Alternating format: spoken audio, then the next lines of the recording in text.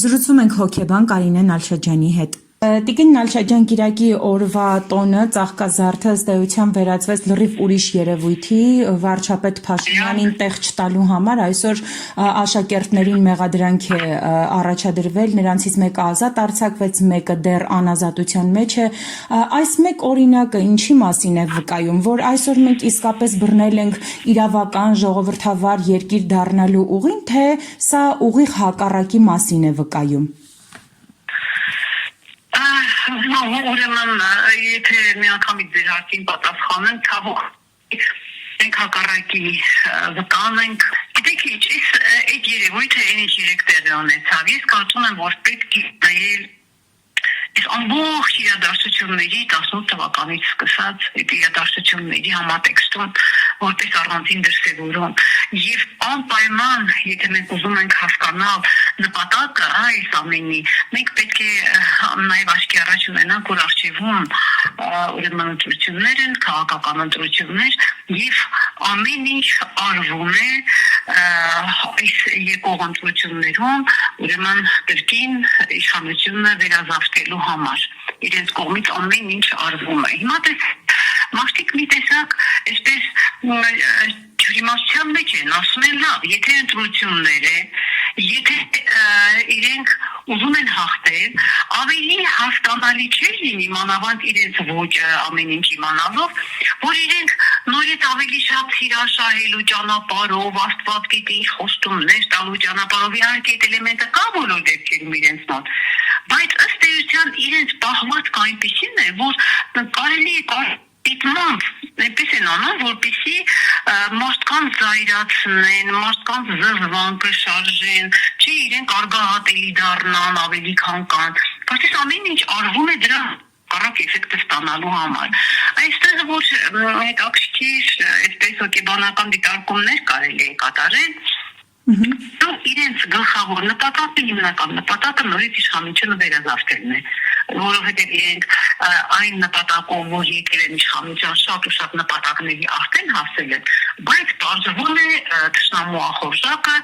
ավելին է, քան մինչև հիմա ստացել է, իսկ իրենք թշնամու սպասավորներ։ Վախի մթնոլորտ ստեղծելով Տիկին Նալշաջյան, այսինքն ամեն ինչ կարծես թե այո, տեսեք, օրինակ ասենք ամեն ինչ արվում է պրովոկացիաներ ստեղծելու համար, սադրելու համար։ Օրինակ երեք եկեղեցում ինձ ասած ինֆորմացիայով եւ նայելով այն ուրեմն կադրերը, որոնք կան, ուրեմն մարդիկ հանգիստ ուրեմն եկեղեցուներ սունեն, կատարակ է, մարդիկ աղոթում են, կենտրոնացած են, այսինքն այդտեղ քաղաքականության հետ, քաղաքական գործունեության որևէ մարդիկ պատարակի են մասնակցում։ Հիմա մեկ են հանկարծ մեր խորժում են ինչ-որ մարդիկ, ես որքան այսպես իմացա մարդիկ վախեցել են, թե ինչ է կատարվում, որովհետև մի անգամից աղմուկ աղաղակ ու սրընթաց մարդկանց այդ խորջ բաղնությունը կեղկելով ինչ-որ մի խումբ մարդիկ գալիս են առաջ դեպի խորանը։ Իսկ վախեցել են, չեն պատկերացրել, ինչ է կատարվում։ Տեսեք, լավ, եթե երկրի ղեկավարն է, հա իր կառավարության անդամներ են, ովքեր են, եկել է ուրեմն պատարակի մասնակցելու, գիտեք ինչ, եկեղեցին լսված է մարդկանցով, եթե դու հարգում ես քո ժողովրդին, եթե դու հարգում ես եկեղեցին, դու ինչ պիտի անես, գուցե կարելի է կանգնես, սպասել չէ, իրենք անպայման պիտի գան մոտենան խորանին, որտեղ այդ պահին երեխաներ են եղել, հա, որովհետև մանկան օրհնության խորհուրդն ունի, չէ, նաև երեկվա տոնը ծաղկազարդը։ Հիմա իրենք մախրճել եւ մարդիկ մի անգամից ուրեմն ցնցվել են, վախեցել են, չեն հասկացել ինչ է կատարվում։ Իրենք տեսել են, որ որտեղից որտեղ ուրեմն Փաշինյան Նիկոլն է իր ուրեմն խմբով, իր ուրեմն ամբողջ այդ բանը հայ ենիչերիների այդ բազմությամբ որ իր պահպանությամբ են զբաղվում։ Հիմա տեսեք ինչ է անում փաստորեն այնպիսի մի գործողություն, որ պրովոկացիա է, հա, սադրում է մարդկանց վախենալ, ինչ-որ բացասական նկատներ տալ եւ եկեղեցում այդ պահին աղմուկ աղաղակ է եղել, ինչը Եկեղեցում մենք գիտենք, որ եկեղեցում մենք շշուկով ենք խոսում, չէ՞։ Այսինքն ամբողջ այդ արժեքները ինչ տեղի ունենում, միանգամից գլխի վայր շուրջ տալ։ Եվ ստեղծվում է իրավիճակ, երբ մարդիկ կարող է չդիմանան, չէ՞, մանավանդ արդեն իմանալով իր կերպարը, իր արարքների ամբողջ, ուրեմն իմանալով, հա, թե ով է դարձել հայրենիքի հետ ինչ է արել, մարդկանց հետ ինչ է արել, մարդիկ կարող է չդիմանան, չէ՞։ Տեսեք, արդեն մենք տեսնում ենք, որ մարդիկ կանգնում են դեմ առ դեմ եւ ասում են ինչ որ անհրաժեշտ է համարում ասել։ Ու սա մի տեսակ դնագնդի էֆեկտի նման մեծանում է։ Բայց տեսեք, մյուս կողմից ինքը սա օգտագործում է եւ դիտման է ստեղծում այս իրադրությունները, որպեսզի մի կողմից այդպիսի իրադրություններ առաջանան, որ ժողովուրդը նարվի, վախի մթնոլորտ առաջանա եւ ինքն էլ տեսեք շատ ճարպկորեն ինչ է անում, սկզբում ցույց տվեց, որ ոչ մի բան մի արեք, չէ՞, կարծես թե այսպես մեծահոգաբար ինչ-որ մի բան, բայց հետո մենք տեսնում ենք, որ երեխաներին ուրեմն բանով, հա, նվաստացուցիչ ձևով, դաժան ձևով տանում են եւ արդեն ինչ-որ գործեր են, հա, հարություն տղաների նկատմամբ։ Այսինքն մյուս կողմից ինչ է անում, փաստորեն սադրում է, մարդիկ չեն դիմանում, արտահայտվում են, ինքը հավաքում է այն մարդկանց, ում մեջ կա պայքարի ներուժ, չէ, ընտրություններից առաջ մի հատ հարված հասցնելու, խեղճացնելու, վախի մթնոլորտ առաջացնելու շատ ուրեմն հասկանալի եւ շատ բավականին արդյունավետ ձև է մշակել։ Հա, սրանք սադրիչ գործողություններ են, թեկուզ այդ իրենց ավտոբուսային այդ խրախճանքները չես հասկանում ինչը, թեկուզ չգիտեմ փողոցում կանգնած որ ավտոբուսը կգա, չգիտեմ ինչ կանի, ինչ անում են նաեւ այդ սրտիկներով, այդ իր ուղերձներով, հա, այդ աստված գիտե ինչերով նախ նվաստացնում է մեզ նորից։ Իրենք էին ասում, որ նախկինները այսպես, նախկինները այնպես շքամուտքերում մարդ էին ծեծում, մենք այդ ազատությունը չունեինք նախկինների օրոք, որը այսօր դուք ունեք մեր օրոք, բայց փաստորեն ստացվում է լրիվ հակառակը, որ ամեն ինչ անում են, որպեսզի մարդիկ իրենց մասին խոսելիս, իրենց հետ խոսելիս զգուշավորություն ցուցաբերեն։ Այսինքն սա ինչ որ մի ուղերձ է մարդկանց,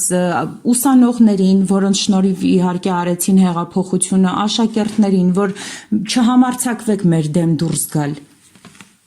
Այո, գիտեք ինչ, տեսեք, մարդկանց վախի մթնոլորտ են առաջացնում։ Վախի մթնոլորտ մյուս կողմից կես խաղաղության պատրանք։ Վախը ամենաաշխայիկ, այսպես մարդ արարածի համար ամենահնամենի եւ այսպես խորքային մոգիզերից մեկն է։ Վախը շատ ազդեցիկ բան է, հա, ցավը չկա այդպեսի մարդ, որ վախի զգացում առհասարակ չունենա։ Հիմա տեսեք, իրենք այս պահվածքով իհարկե սա լավ մտածված է, միայն արտաքուստ կարող է թվալ, թե ինչ-որ պատահական բաներ են եւ այլն, ինչ են անում, ոչ մտածված է եւ իրենց կոորդինատորներից է գալիս, այսինքն իրենց ասված է արեք ինչ ուզում եք, հա, ոչ մի կարմիր գիծ, ոչ մի բարոյական չափանիշ, ոչ մի էթիկայի չափանիշ, արեք ինչ ուզում եք, որպեսզի մարդիկ գիտեք այդ զոհի վիճակից դուրս չգան, որպեսզի ինքնաբնահատականը ընկնի, վախի մթնոլորտ առաջանա, բայց գից տալիս են ինչ-որ մի հատ մի բան, տեսեք, պատերազմ կլինի, եթե մենք չլինենք, հա, եւ սրանն էլ մարդիկ չեն էլ հավատում, բայց բոլոր դեպքերում գիտեք խաղաղությունը այնքան քաղցր բառ է, որ այս սուղակը կարող են ընկնել, բայց իրենց այն հիմնական գործիքները սիրաշահել, խապել, սուտ խոստումներ տալ եւ այլն արդեն չի աշխատում, մարդկանց աչքերը բացված են, մենք պիտի տեսնենք այն մարդկանց դեմքերը, հա, ովքեր սրան հանդիպում են փողոցում, հա, այն մարդիկ նույնիսկ այսպես որոնք ձեռք են մեկնում, մի տեսած ոնց որ իրենց դեմ դուրս գալով, ներքին պայքարից հետո, վախի զգացումից ելնելով, իհարկե իրենց բեմականացումները չհաշված, հա, որ այսպես բեմականացումներ ունեն։ Գիտեք, ես վտանգավոր եմ համարում այս սադրանքները, վախի մթնոլորտը, որովհետև իրենք տեսեք ինչ են անում, ձեռքի հետ հավաքում են մարդկանց, հա, բանտերն են լցնում, տեսեք նույնիսկ այսպիսի անմեղ արարածների, հա, այս տղաներին, հա, որ միայն դրական ինչ-որ բաներ ենք լսում տղաների մասին, այն մարդկանց, ովքեր իրենց մեջ պայքարի ջիղ ունեն, այն մարդկանց, ովքեր կանգնեն իր դեմ եւ կասեն ճշմարտությունը, այս սրտելով, այս հատվածը, այսպես ինչքան հնարավոր է հեռացնելով, իրենք ուզում են վախեցած մարդկանց արկայությամբ գնալ դեպի ընտրություններ։ Ես նույնիսկ ինձ թույլ կտամ այսպես խորհրդի կարգի ինչ-որ մի բան, որ գիտեք ինչ, այսպես չարիք է պտտվում, Հայաստանում, տարբեր փողոցներում, տարբեր բնակավայրերում, որտեղ հանդիպում են այս մարդիկ, պետք է զգուշանալ չենթարկվել սադրանքի կամ էլ բողոքի ակցիաները, այնպես կատարել, օրինակ ասենք, որտեղ հայտնվում են մարդիկ թող ընդհանրապես դատարկվեն այդտեղից, չգիտեմ մեջքով շորգան իրեն, չշփվեն իր հետ, բայց ամեն մի այսպես էմոցիոնալ խոսք, ամեն մի զգայուն արտահայտություն այդ մարդկանց գլխին փորձանք է դառնում եւ նպաստում է վախի մթնոլորտի տարածմանը։ Այո, վախի մթնոլորտ, ինչը իրեն ծերմտու է, մինչդեռ ուրեմն վախի մթնոլորտը եթե իրենք կարողանան այդպես ուժեղ ձևով տարածել մինչև ընտրությունները, այստեղ արդեն վախեցած մարդկանց հաղթանակին դժվար կլինի հավատալ։ Շնորհակալ եմ մեկնաբանության համար։